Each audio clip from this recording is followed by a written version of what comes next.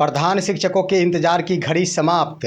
प्रभार संबंधी पत्र हो गया जारी। तो उधर यूपी से शिक्षिका बना रही थी ऑनलाइन अटेंडेंस, हो गया खुलासा। विभाग ने कर दी कार्रवाई। नमस्कार दोस्तों, शिक्षा जगत से जुड़ी अहम खबर के साथ एक बार फिर से आपका दोस्त एसके चौधरी। दोस्तों, प्रधान शिक्षकों के लिए बड़ी खबर है कि उनके इंतजार की घड़ियां अब समाप्त होती नजर आ रही है।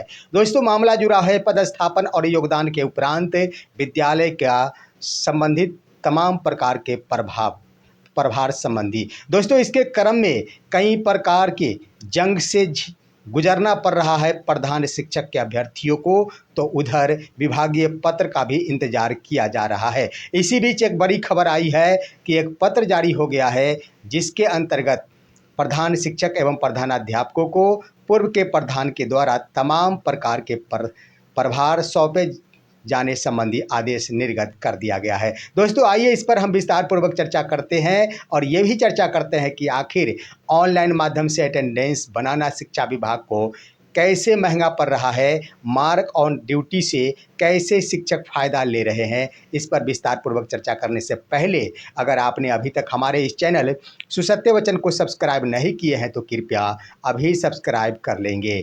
दोस्तों, प्रधान शिक्षकों के प्रभार संबंधी एक पत्र जारी किया गया है और संपूर्ण जिले के स्तर से एक बिहार का पहला जिला है मधुबनी जिला, जिन्होंने एक पत्र जारी कर दिया है अपने मधुबनी जिला अंतर्गत तमाम प्रखंड शिक्षा पदाधिकारियों से संबंधित। दोस्तों, इसके अंतर्गत जो पत्र जारी किया गया है आपके स्क्रीन पर है।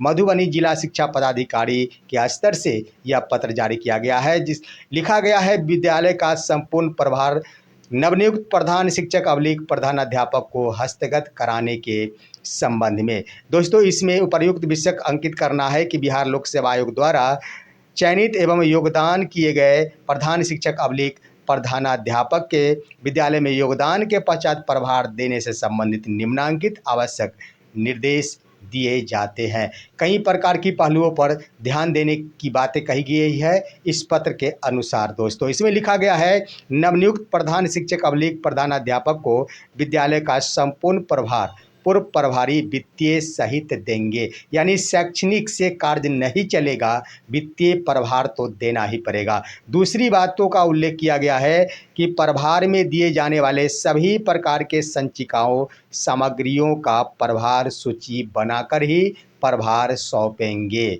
उसके बाद है दोस्तों कि कैश बुक, छात्र कोष और विकास कोष अद्यतन होना चाहिए, यानी पूर्व का अपडेट बैंक खाता नहीं होना चाहिए, ये बिल्कुल ही अपडेट होना चाहिए। ई शिक्षा कोष का यूजर आईडी एवं पासवर्ड भी प्रभार के क्रम में देना आवश्यक माना गया है। उसके बाद पीएफएमएस का यूजर आईडी एवं पासवर्ड भी चाहिए।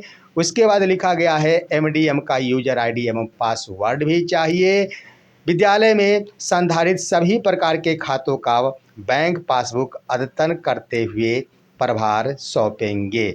और दोस्तों, यह दिशा निर्देश दिया गया है कि यह संपूर्ण प्रभार 31 जुलाई 2025 तक निश्चित रूप से दे देना सुनिश्चित करेंगे। तो यह बड़ा पत्र जारी किया गया है जिला शिक्षा पदाधिकारी मधुबनी के स्तर से।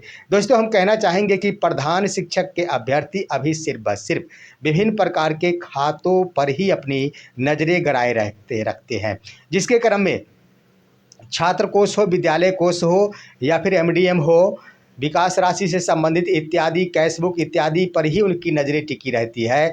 लेकिन एक बार भी ध्यान नहीं जाता है कि आखिर ई शिक्षा कोष का जो यूजर आईडी है और पासवर्ड है उसका भी प्रभार मुझे लेना है। उसके बाद एमडीएम से संबंधित ई शिक्षा कोष आपको मालूम होगा दोस्तों, उससे विभिन्न प्रकार के अभिलोकों का ऑनलाइन माध्यम से प्रविष्टि कराई जाती है। तो इस प्रकार से ई शिक्षा कोष का भी यूजर आईडी पासवर्ड और एमडीएम का भी यूजर आईडी पासवर्ड देने की बातें कही गई है। अब यहाँ पर सिर्फ एक जिला मधुबनी जिला के स्तर से पत्र जारी किया गया है, लेकिन ये 38 जिलों के स्तर से जारी होना चाहिए कि प्रभार निश्चित रूप से सौंप दिए जाने संबंधी एक तिथि के अंदर यह कार्रवाई सुनिश्चित हो जाए। लेकिन दोस्तों, मैं कहना चाहूँगा कि इसी बीच में जहां प्रभार संबंधी पत्र जारी हो रहा है, वहीं पर नियमित कोटि के शिक्षकों का भी इंतज़ार है कि हमारे पक्ष में भी पत्र निर्गत होना चाहिए। आखिर वो पत्र है क्या? तो रेगुलर टीचर जो है वो तमाम रेगुलर टीचर बीपीएससी से बहाल शिक्षक हो या फिर विशिष्ट शिक्षक हो या फिर नियोजित शिक्षक हो, सभी से वरीय हैं और उनके स्तर से ये इंतज़ार किया जा रहा है कि जब तक हमारी प्रोन्नति नहीं हो जाती, जब तक मुझे अन्यत्र प्रभार में नहीं भेज दिया जाता, तब तक मुझे ही प्रभार में बने रहने संबंधी पत्र शिक्षा विभाग के स्तर से जारी होना चाहिए, ताकि स्वाभिमान की सुरक्षा हो सके, स्वाभिमान का सम्मान हो सके।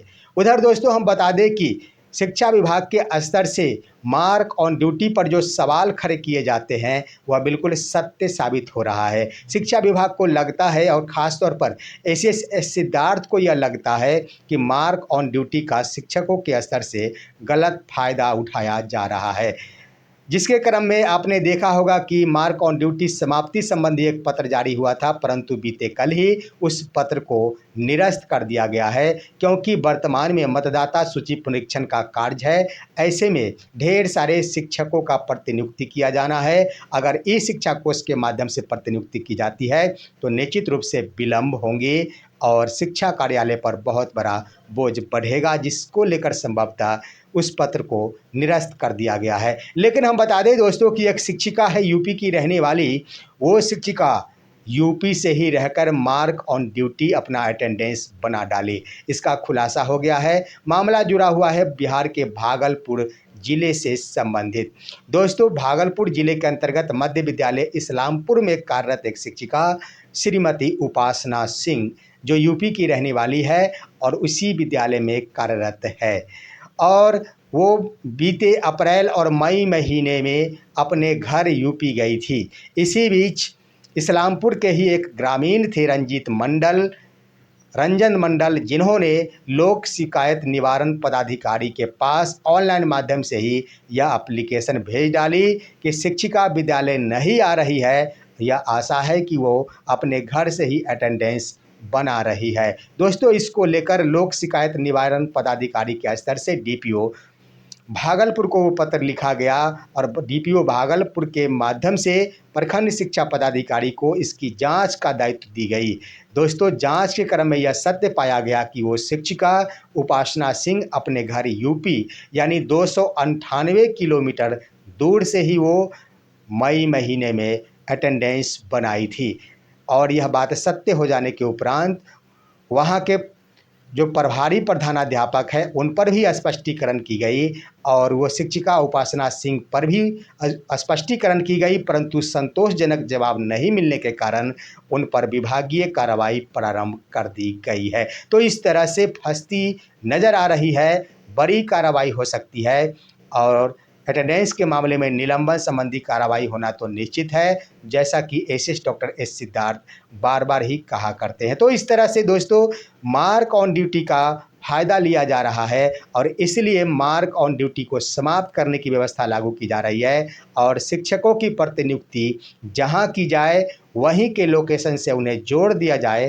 ताकि वो शिक्षक वहीं से अपना सेल्फ अटेंडेंस बना सके। आज की खबर यहीं तक। आप सभी हमारे इस वीडियो को लाइक कीजिए, अन्य दोस्तों के पास शेयर कीजिए और अब दीजिए अपने दोस्त को इजाज़त। हम फिर मिलेंगे आपसे अगले वीडियो में, तब तक के लिए नमस्कार।